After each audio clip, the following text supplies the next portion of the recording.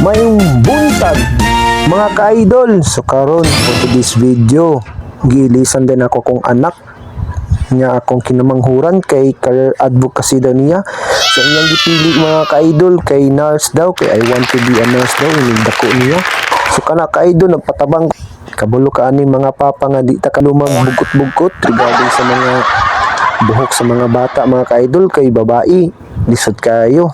Okay ra ta na og kuan mga ka-idol, kanang simple ra kayo gani mga ka-idol kay kaya ra mga I ka-idol. want to be Mga nagpatabang taon ko when sa I grow musilingan. up. So kani mga I ka-idol want to be medyo excited din akong anak mga ka-idol nga mo to silang Baligi silahan asud kay pakita jud niya again nga again.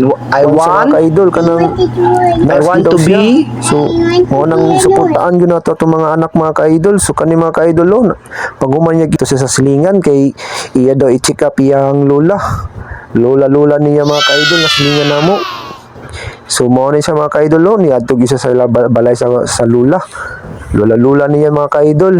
So mo gyud siya mga ka-idol, buutan taon ning bataan niya kay mag-nurse lagi daw siya.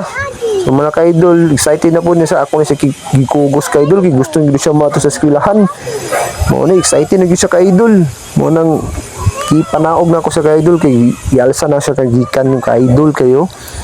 Excited lagi siya mato sa eskwelahan. Mo na niya ka-idol, abot na sa eskwelahan no. Ipay na taon ni siya mga ka-idol.